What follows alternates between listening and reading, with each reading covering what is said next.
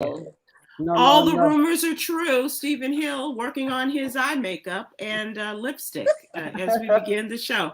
Hello, everyone. It's Sybil. I am Sybil Wilkes, and we are all The here. lipstick was Welcome off back, air, by the way. I everyone. just want to point out the lipstick was off air. There was no reason to bring that part on air. The eyebrows I get because I was in the middle of doing it when you got on, but like the lipstick we could have left off. I ain't gonna lie to you, we could have.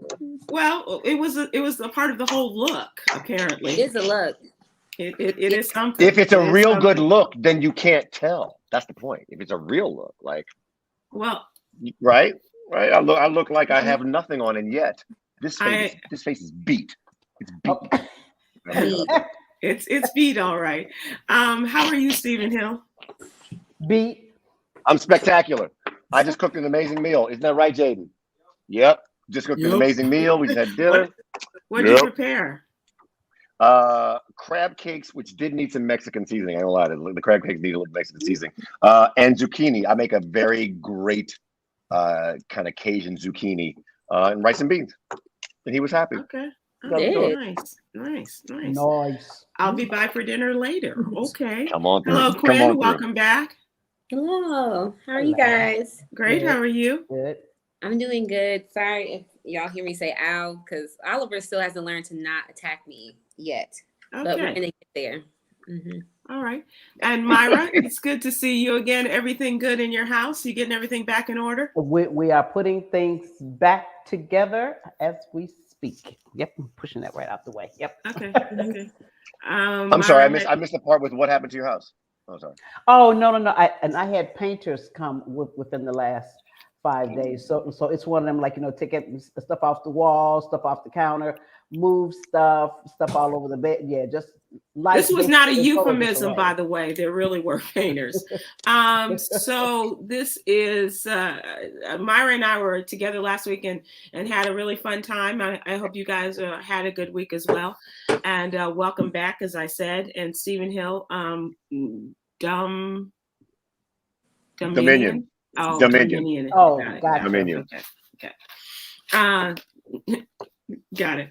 All right. So let's move to the What You Need to Know newsletter. This is our Monday through Friday newsletter, and super serving the African American community. And if it has anything to do with cats, it's not in our newsletter. Trust me when I tell you. I'm so sorry. Yeah. Okay. But this is our Monday through Friday newsletter. It's absolutely free. We'd love to have you subscribe, and we cover a variety of topics from politics, along with our contributors, including Kwyn's big brother Cameron does politics. Kwyn is our LGBTQ plus contributor. Coy Malone is social justice, and April Lett is mental health and wellness. Boy, do I miss that. So Kwyn is talking about, her story is that in the Netflix special, there was a big deal over whether she was going to get this special. She finally did. And when she did, Monique came out as bisexual. My question to you is this a story? Is this a big deal in the LGBTQ community? Yeah, I wanted to write about something that was different than coming out, against the legislation. And coming out stories, I feel like, are always paramount until they're actually normal. Until it is normalized by society that people can be bisexual. Mm-hmm. So until it's actually like an everyday thing, which I don't know if society will accept, queer people as everyday people, then like it's still something big. So it is sensational. It's, to some people, maybe a little salacious, but like I want to write about it so then people, when they think about somebody that is bisexual or somebody that is queer, like now they can think about Monique. But yes, Monique did come out towards the end of her 1 hour and 12-minute comedic special, which you guys can watch on Netflix.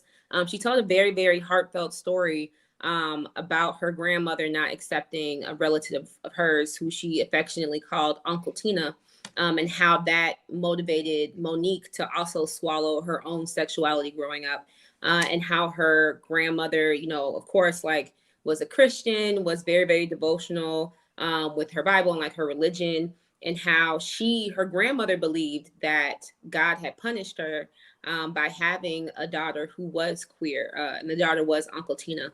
And so Monique talked about how like she just did not want to be excommunicated, to lose that relationship with her grandmother, And so that was something that she never actually was awarded the opportunity to tell her grandmother. But she did tell her husband, Sidney Hicks, that she wants to have a relationship with a woman. And the quote that I think is hilarious is that she said, "Daddy, I want to be with another woman sexually." And he looked at me so beautifully and so patient and so loving. And he said, you know, "Be me too." And I was like, like, literally, it's not that big of a thing. So I'm grateful that she had that type of accepting moment with somebody that she is married to. She did say that she identifies somewhere between straight and lesbian. So if that's bisexual, that's up to her, because she can choose whatever term she wants to choose. But hopefully this is like motivational for other children who are, you know, being raised by folks who are like religious or Christian identifying or whatever religion, that they too can actually be honest with their family members, hopefully, if that place is safe. And it made me think about my own coming out story. And I'm still grateful so much to like my mom and my grandmother and my siblings who didn't make like this big fuss out of it. And I never felt as if I had to choose between my family or my sexual identity. They always just took me still as Kwyn. So yeah, that was a cute story. That's funny, because I saw her stand-up live in Dallas just days before the Netflix special, and there were some similarities in her Netflix special as she did on. But you know, Myra, how people change and do different things, and there was no mention of that. I always have had a difficulty with, and this is personal, this is truly personal, with women and their men and calling them daddy. It just has always been, you know, "Daddy, I want to have," you know. I was like, oh dear God. It's just, and I know it's a term of affection. I know that. I get it. You don't have to, you know, but for me, it's just like, dude, you know, and here's what's happening. But to say daddy,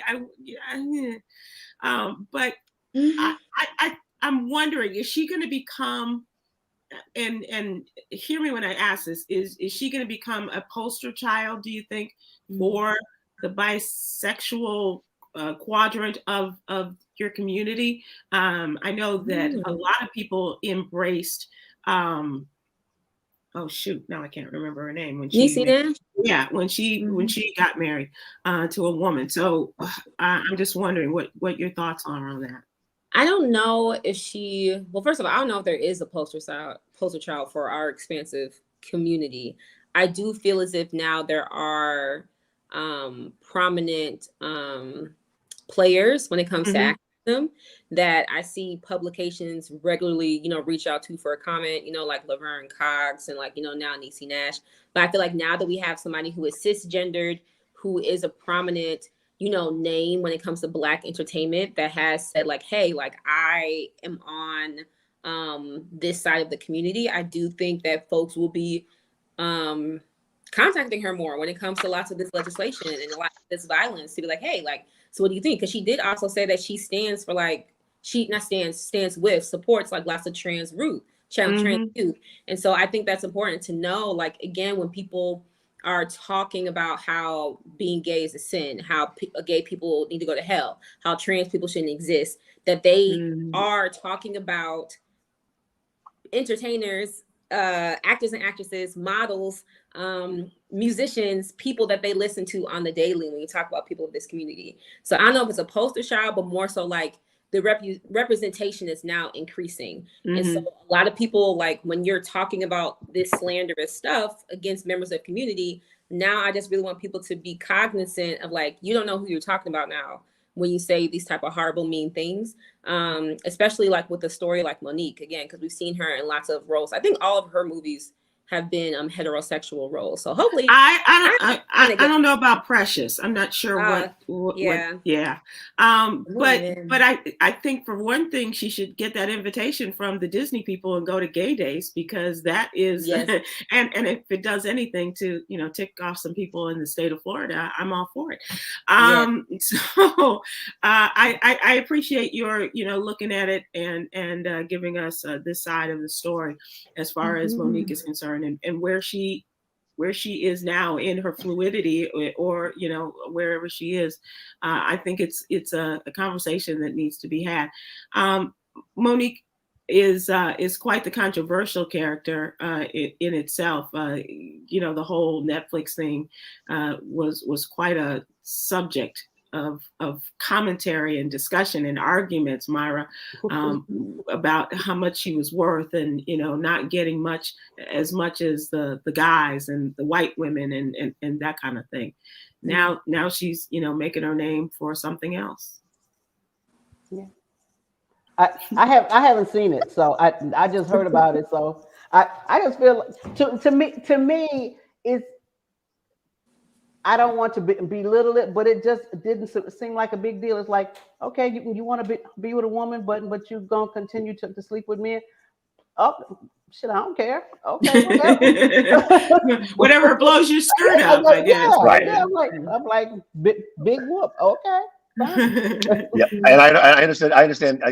Kwyn, when you use the term expands representation, that's the first thing that made me go, okay, this is why while it's not a big deal, it expands the deal, right? And it more, I don't know if I'm using the right term, it more normalizes it for people who might find it out of the box. It puts it a little bit more back in the box. So that's you help put a phrase to it, which is what I was thinking around it. So yeah, it expands representation. I'm grateful to hear from y'all that like it's not a big deal, but to so many youth and to even so many like closeted adults, right? Like the privilege that Monique has is not given to so many people across America to actually just say like, I'm attracted to women, because it is normal. Like it actually is normal, but like legally and politically in our climate right now, it's seen as something that is defamatory.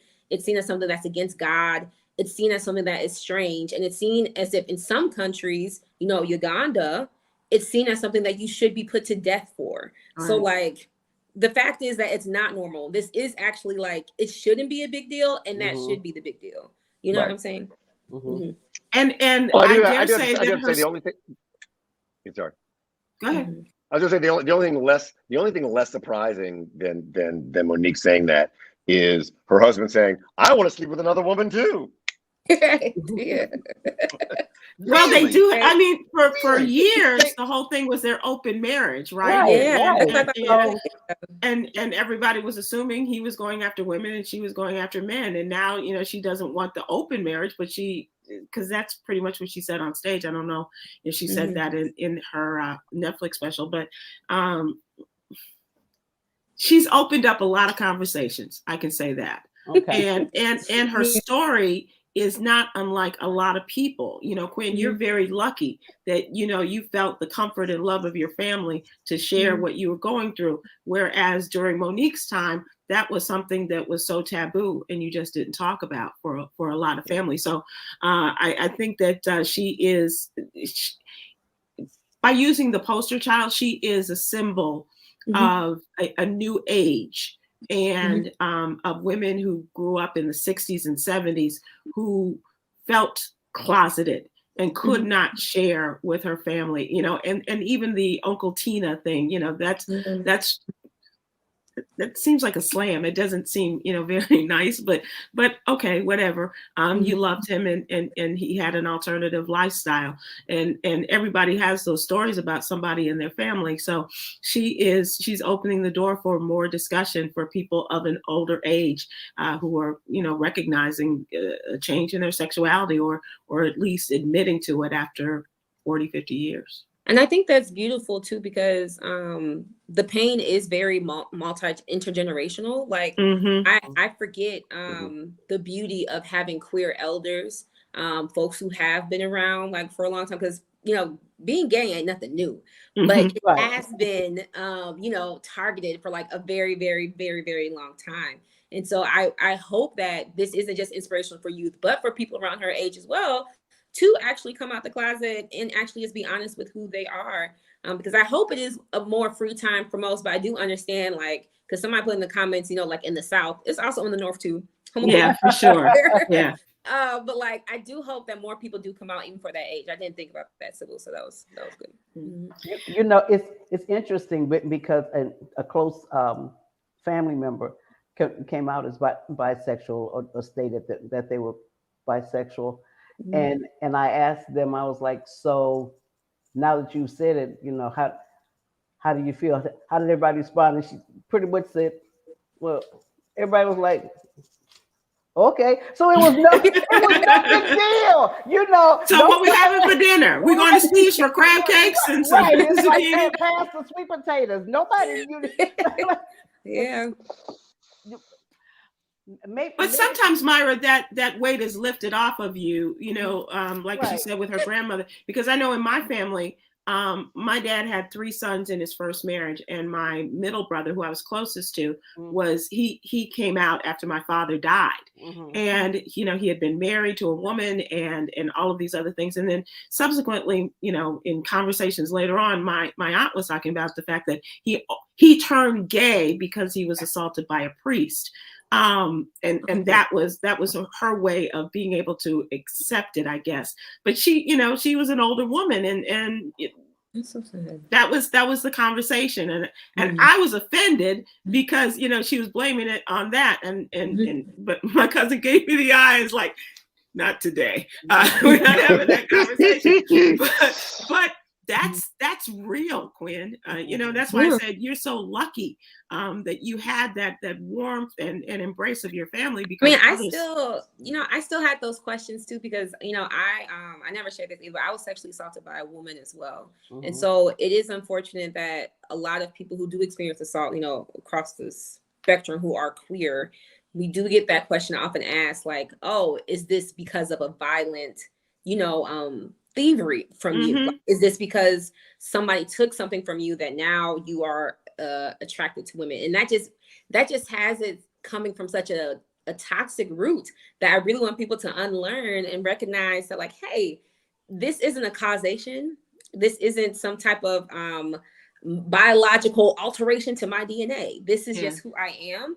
And that's just who I came to be. And if God, you know, has loved me not only through that, but like since the beginning, if you believe that God created people as who they are, then I want you to accept that God created me like as who I am too. So I still had to have tough conversations. You know, to be honest, my grandma still calls, you know, my girlfriend my best friend, and I just let her have it. But you know, like when I end up becoming married and, you know, we end up having children, I'm hoping, you know, my family does see it as still successful and still beautiful as, you know, they would if I were to marry, you know, a Black man. So I think the conversations are fascinating. I think they're ongoing, and you know, we all have our different levels of involvement or you know, engagement in this. So we will keep it going.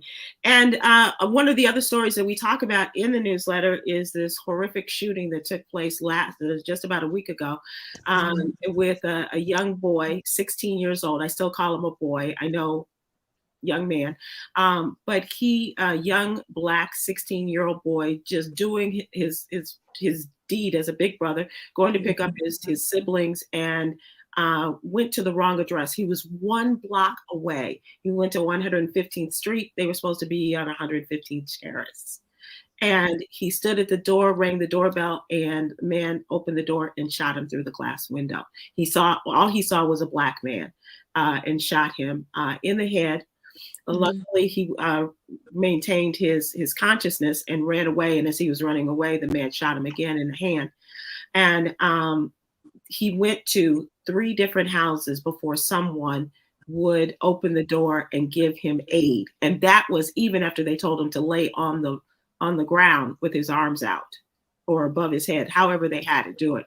You know, and this guy's like, I went into Eagle Scout training and, you know, came back to me. I was like, dude, you still treat him like a Negro sitting on the floor of your front porch, you know, spread eagle and all that kind of crap. But anyway, thank goodness he has survived and is doing very well.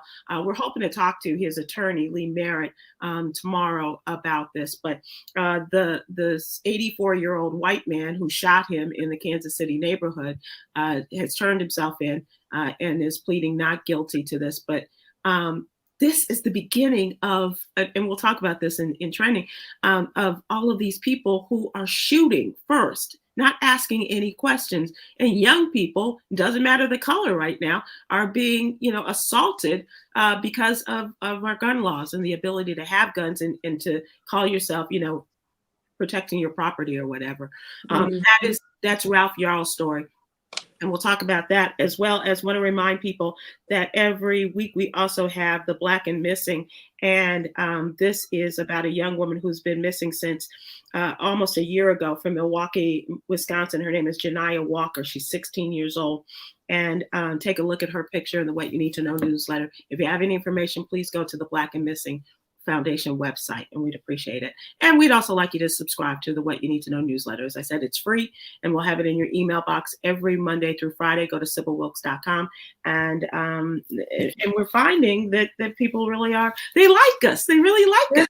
Yolanda's been in Las Vegas and doing some business there, and people say, one woman told her, I don't, my day is not complete without opening up the newsletter. So that's really great, and we really appreciate that. All right, so let us now move to what's really going on, and this is my question of the day, and I'll tell you why this came to mind, but. Not only the shootings that we discussed, but why are people so angry?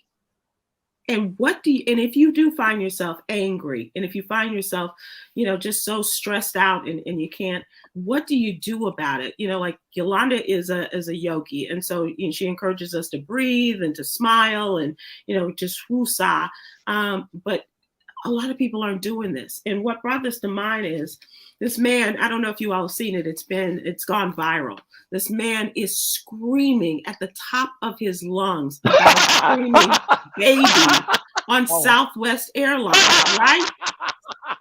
And yes, he is. He is a Black man that is yelling out of control. And he's like, but what about the baby? The baby's screaming. And so are you. And you look like you're a 60-something-year-old man who should know better. So he's freaking out and he's screaming and he's cussing and carrying on. And a rep for Southwest Airlines won't talk about when the flight happened, but they said that they're commending their crew and for other people for maintaining their cool and their calm. They were annoyed by the constant screams on board, but not from a baby. It was a grown adult throwing a tantrum over a crying child, swearing up a storm as they were stuck in the air. And so we've all had that. I don't think one of us has ever been on a flight, not had at least one flight in which a child was out of control, or the parent couldn't get control of a crying baby, the air pressure or whatever. He's screaming, asking if the baby paid more for crying privileges. The flight attendants are pointing out that he's yelling, and he responds, "So's the baby." Brilliant. Just brilliant. And the attendant said, "And you're a grown man." And I don't know if that was his wife or his girlfriend or just a sympathetic passenger sitting next to him. Next to him with her head down. She was doing one of these, like, I just want to go to Vegas. I just want to go have a drink, play some slots. That was the look on her face, like, dude, seriously? And when they landed, police came and took him off the flight, and somebody followed him along. And to complete the story, he's standing there, I guess, trying to explain to police why he was acting like a baby and upset about the real baby. But why are people so angry? Why do you think we are just so tense and so? Because the weather can't make his mind up. We running around here wearing flip-flops. Damn it, Mother Nature and Father Time need to get together and figure it out. Is it summer or is it winter? That's why you're angry, Myra? That's why I'm upset. Yes. Okay. Stephen Hill, you usually maintain a mellow mood, but sometimes things can get on your nerves. Me being one of them. Why do you think? Why do you get angry? Only time I get angry is when Yolanda says, "Okay, move on." We're in the middle of a good conversation. Like, that's the only thing that really, like, that's the only thing in the last 5 years that's really set me off. Like she's about to do right now, I'm sure. Look, I think people are angry for a number of reasons, and it all revolves around social media and the ability to be fed the thing that you want to be fed. And part of that feeding is the anger about the other side, right? That's a lot of what you're fed anger, and the way to be heard is to yell. The thing that got me most about this guy is not that he screamed, although so is the baby is just so classic. Right, it's just baby.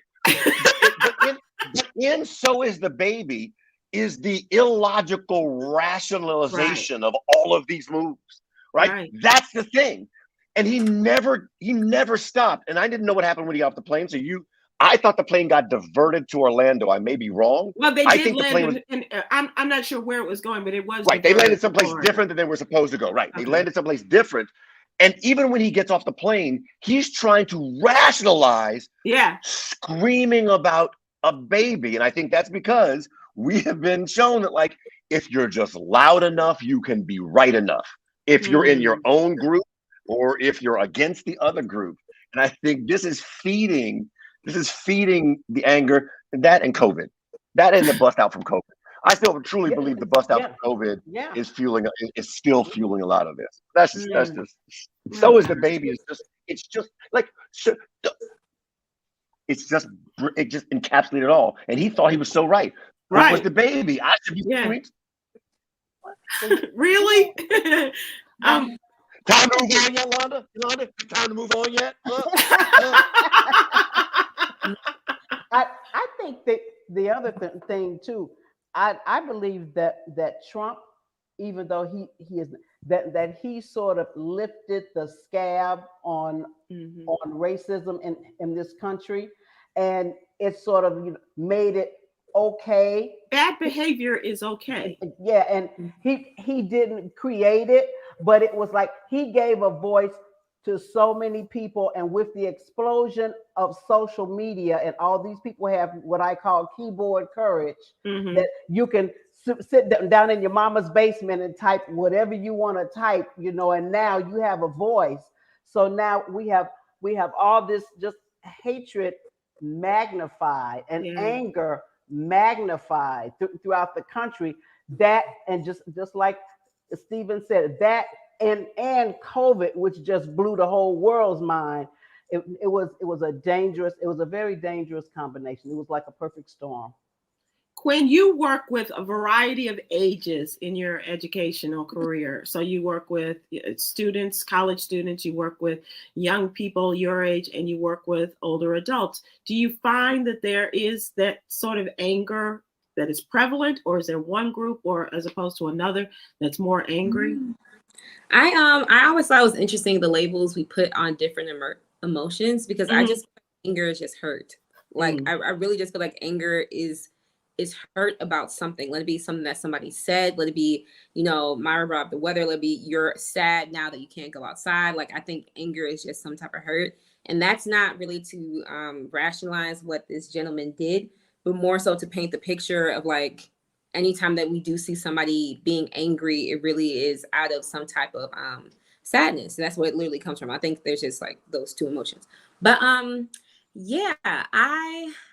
don't feel as if I don't think there's a more hurt from varying generations. I do feel as if, unfortunately, as a society, we don't make time for emotions. People have made it seem as if it's way more cuter if you pretend like you're not human, and that you are like this mellow, chill person, because people make it seem as if emotions are messy, that they're inconvenient, that they take up too much space. And I feel as if, as a society, if we actually, one, normalize therapy, but two, actually normalize confrontation and actually talked about how we're human beings, then I don't think there will be all these type of volcanic moments of like emotional eruptions that seem to happen throughout society on a daily. Like all these tantrums that we see from presidents and politicians to professors, students, is just like cumulative. Like it's just all build up situations that could have been prevented if folks had the safe space to communicate.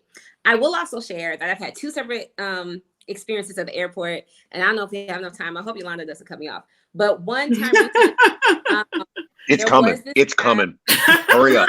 Hurry up! Hurry up! Hurry up! Hurry up! Okay, so basically, there was this time I was on the airport.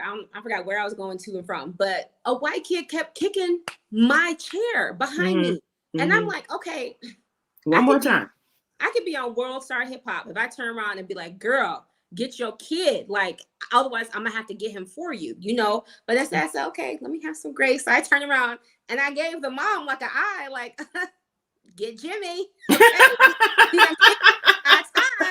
And so she's like, hey, like Esther, you know, so she called her But then like the child continued to kick my seat the rest of the ride. And it wasn't that long of a flight, you know, but that type of annoyance, if I was in a different place, different time, different age, if I was a bit younger where I had, you know, like a shorter fuse, it would have been a whole different type of response. But I think because I'm more scared of the fact of how targeted I will be as a Black person, honestly, I just didn't respond. I didn't want to get, you know, the police to call after me or someone be like, why are you going to yell at a kid for kicking you? You know, like I didn't want none of that. He's just a kid. Yeah. Right. But like, I don't know at what age like we're supposed to take accountability, but like that's a whole nother story. The second situation is when I actually did yell at somebody at the airport because they didn't let me get on my flight.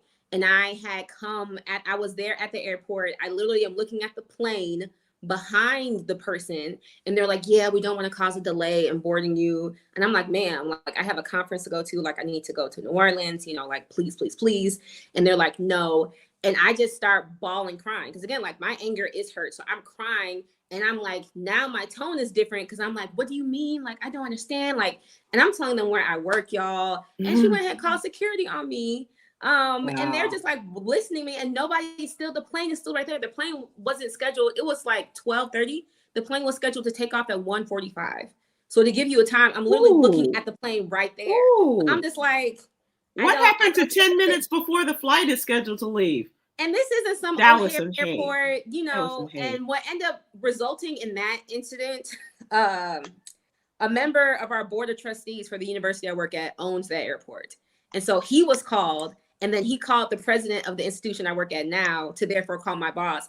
And I had to write an email to the airport for my behavior. So, wow. I think there is a hyper visibility of marginalized identities and their reactions when it comes to us experiencing something that is harmful to our experience. Let it be a travel, let it be a restaurant, let it be a hotel.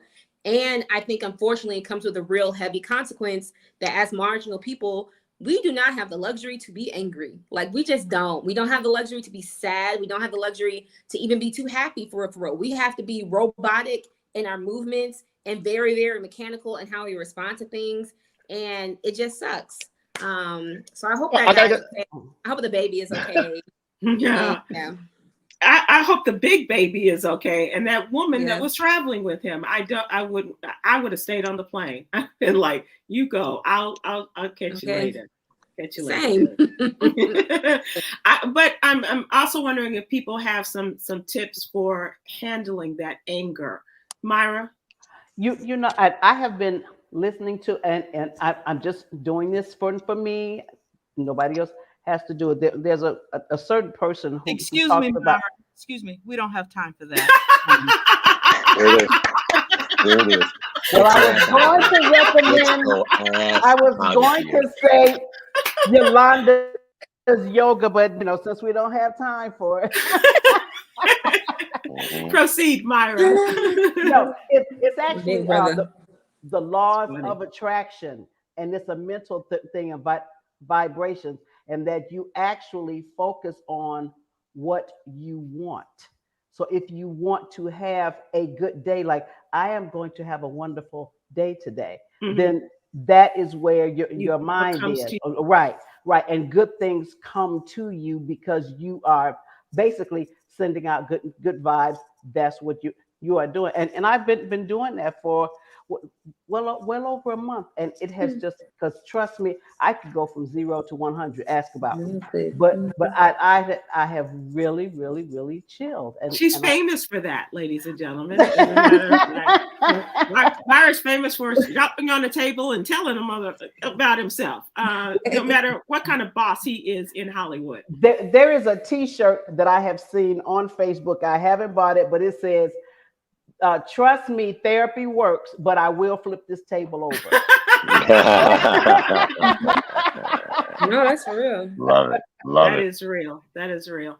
I think that breathing works for me. And I think that I really appreciate the laws of attraction, because I do find myself, you know, like saying, please, Lord, let me have a good night's rest. Or, you know, and have, because mine is like, here's what you need to do. And, you know, and I, you know, take that in and take that, a piece of advice. But it's really sad these days, and I know Yolanda's about to come in, but it's very sad these days that we are such an angry society. And I think all of these things that you have talked about, Stephen Hill about COVID, Kwyn about, just sadness and anger and but it's scary because the way people respond, and especially with weapons and things these days, it's unbelievable. And that is the scariest thing, that our children are now taking up this and, running wild on the streets and doing things that, it just doesn't make any sense. It just doesn't make any sense. We got to this through the young man, as you put it, who was shot on the sidewalk, on the stoop. By the way, that 84-year is going to jail for the rest of his life. I'm just letting you know this. You really believe? You believe he's going to jail for the rest of his life. He's going to jail. He will not. He probably posted bail and they let him out on bail. Yeah, $200,000. He's going to trial. He's getting convicted. It may not be a first degree or second degree murder. But it will be of the. Oh no, that's right. He only got those 2 felony charges. Yeah. He'll be convicted on both. Not even a question. Interesting. Okay, Absolutely. so mark that. We'll come back. We'll come back. Okay. Let's move to trending. And Myra, where are you going to appear to make people laugh and happy? Oh, this Saturday, I am in beautiful downtown Decula, Georgia at Eddie's barbecue place with Marvin Dixon. Are you serious? Called Eddie's barbecue place? Eddie's barbecue. Look, that's hilarious. Real talk. The guy who booked me originally told me that it was in Decatur, which is like 12 miles away. Decula's about 40 miles. I didn't know that when I said so. Yeah, but it's going to be a fun, good time with funny man Marvin Dixon. Yeah, so that should be fun. And next Saturday, I'm in McIntyre, Georgia. Yes, it's come to that now. I'm going to cities people have never heard of.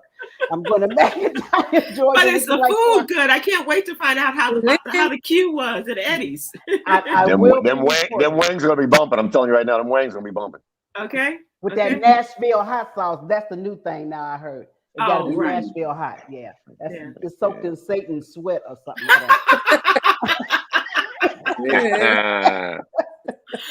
Wow, Kwyn, where are you headed these days? I just finished my performances for National Poetry Month at Busboys and Poets and at University of Maryland, Baltimore. So I don't have anything lined up for now for May, but I do have something lined up for June, depending on what their budget looking like. But I will say a good thing that I heard of is that my books are now in the Harrisonburg Public Library. So nice. The Chicago Public Library, now in the Harrisonburg Public Library. So that's what I'm really proud of. But also, Myra, let me know when you're in the DC area so I can pull up on you. Okay, I will. I'll be happy to come back to DC. For some crab cakes. And if that doesn't work, then you go up to New York to Steve's. Steve, what about the Songbird, Ms. Shantae Moore? She's not doing okay, if you insist. New York, April 28th, Las Vegas, April 30th. She's going to Tom Joyner Cruise on May 20th, June 1st in Raleigh, North Carolina, June 3rd in Newport Beach, California, June 18th in Grand Prairie, Texas. See y'all there, along with Patti LaBelle and Gladys Knight. June 30th and July 1st in Oakland, July 15th in Pittsburgh, July 23rd in Atlanta, August 12th in Detroit, and August 19th, I will see you, Kwyn, at Alexandria, Virginia at the Birchmere. But other than that, she ain't got much. Wow, you got that woman out working. She works hard. You don't have to come meet Oliver. One of us has to. Yeah, you're it. Tag, you're it. We were talking about the situation of our young people shot while making a mistake. We talked about Ralph, and then there was a horrible case of a young woman and her boyfriend and their friends looking for a party. They realized they were at the wrong place. They came out of the driveway, and the owner of the house came out shooting. And this young woman, 20 years old, was shot and killed. Her boyfriend was driving. She was a passenger in the car.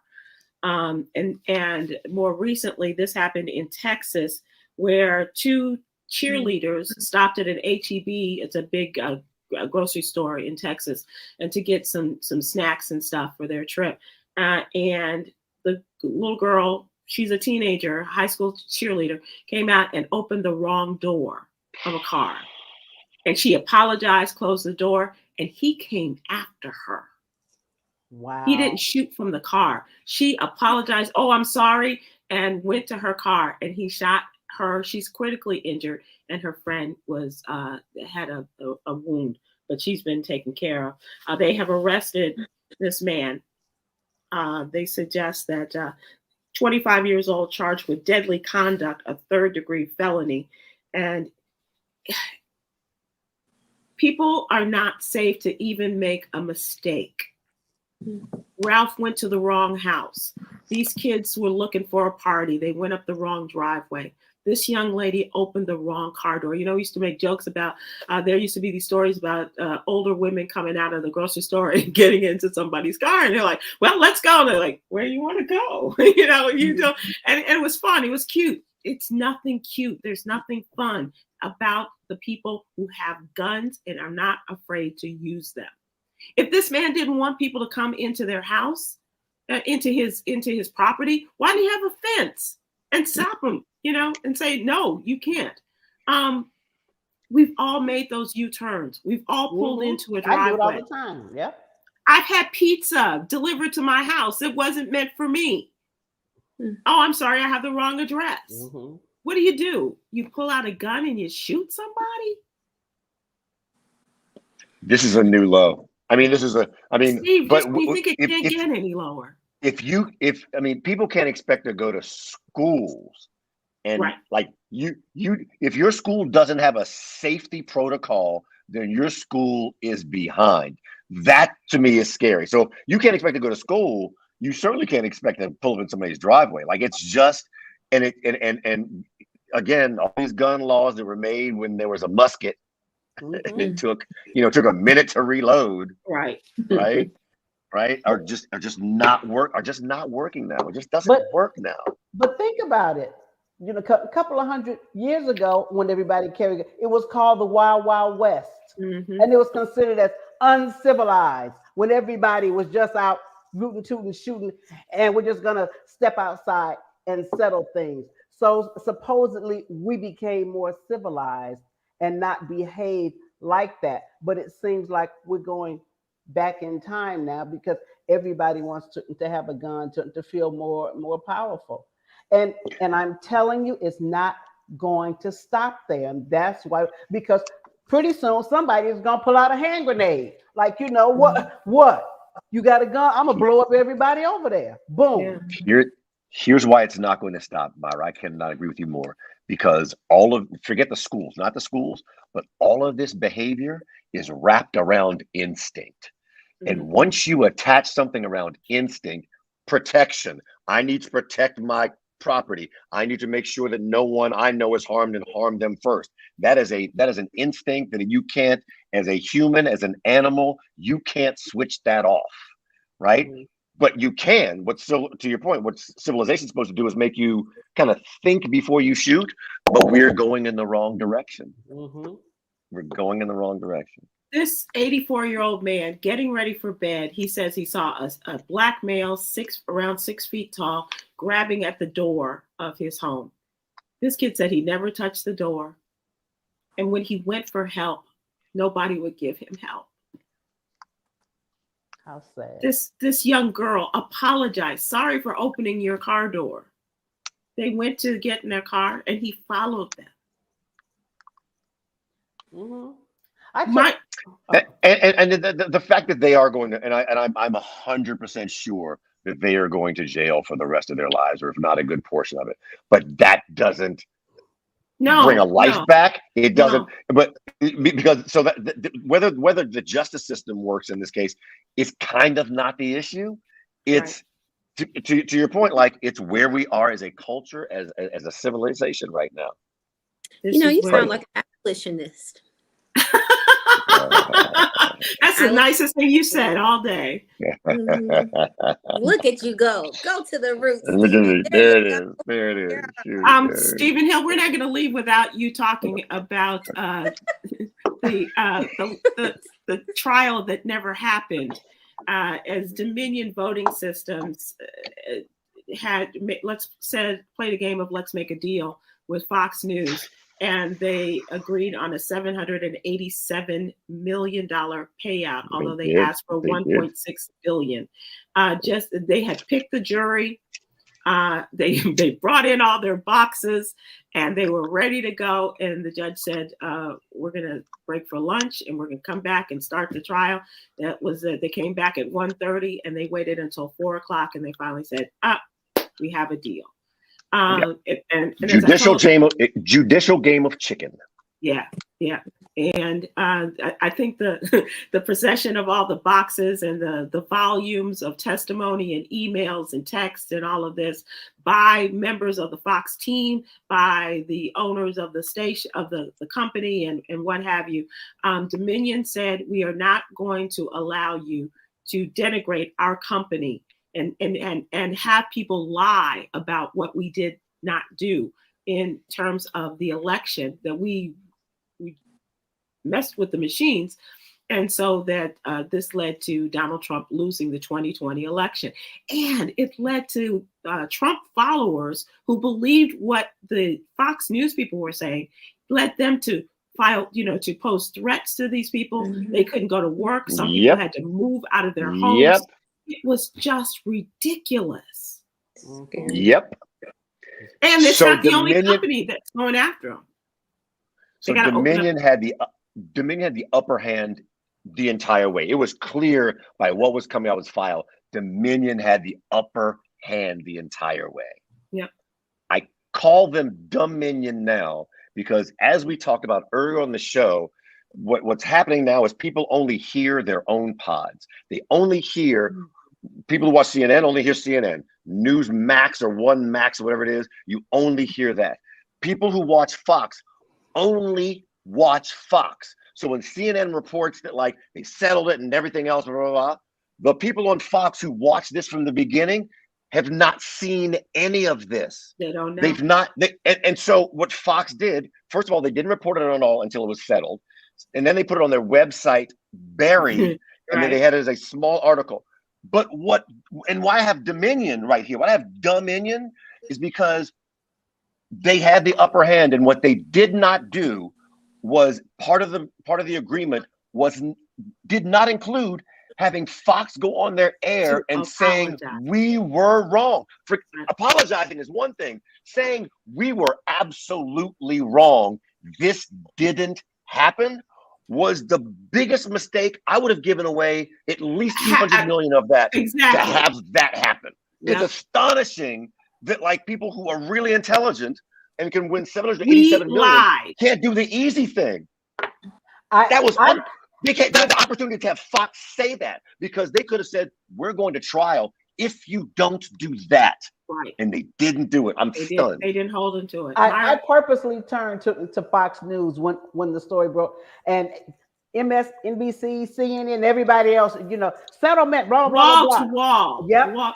Turned to, they were talking about how Elon Musk is running Twitter. That was their story. Yeah. That's the story. They're sticking to it.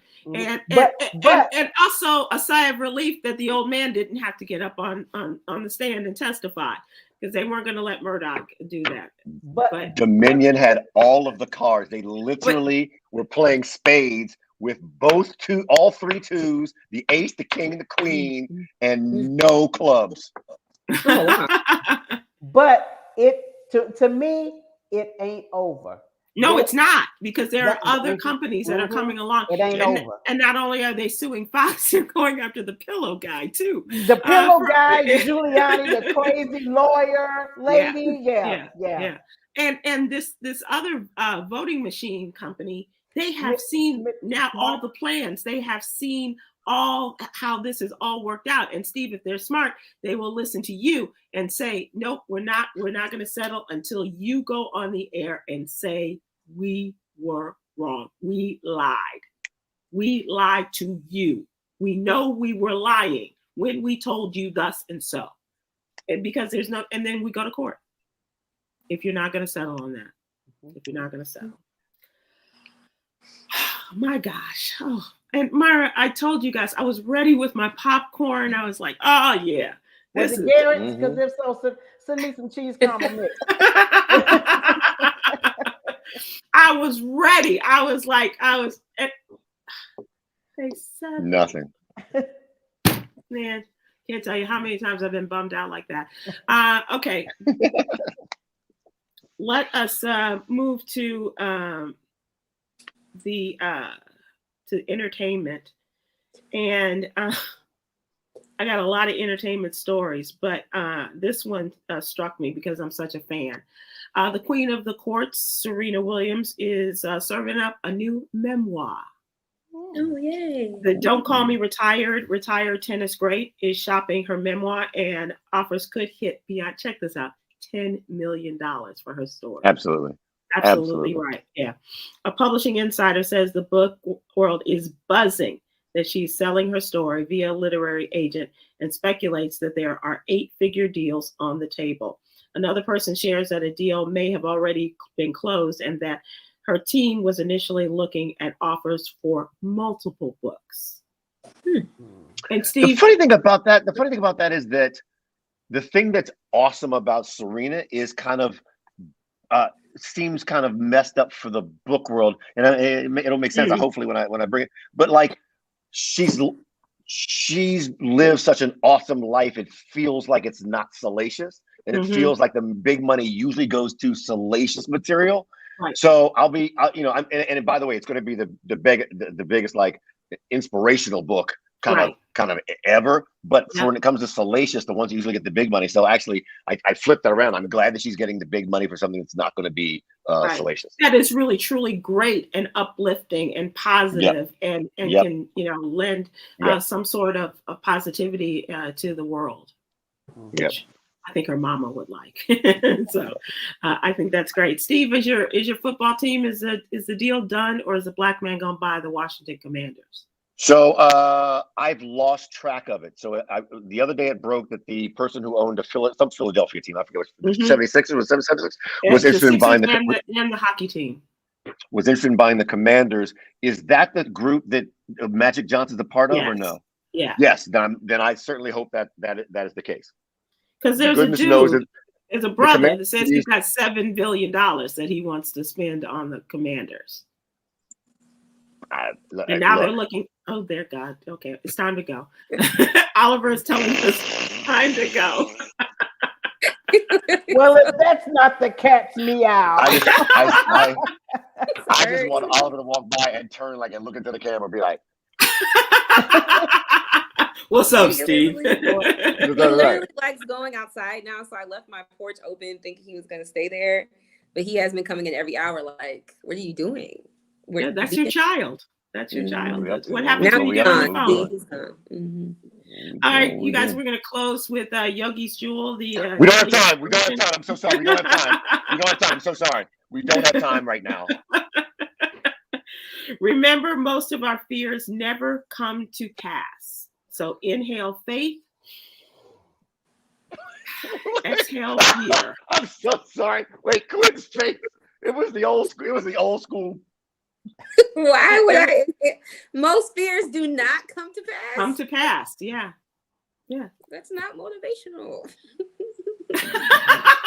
Well, you take that up with Yolanda, and we'll see how your time works out next week. Well, we're inhaling fear. Right. I will inhale all the fear. No, you inhale faith. Exhale. Right. We're exhaling fear, right? We're inhaling faith. I'm stuck. I'm still now. I want some cheese caramel popcorn. That's all I can think about. So is the baby. Bye, everybody. Have a good one. Thanks for watching.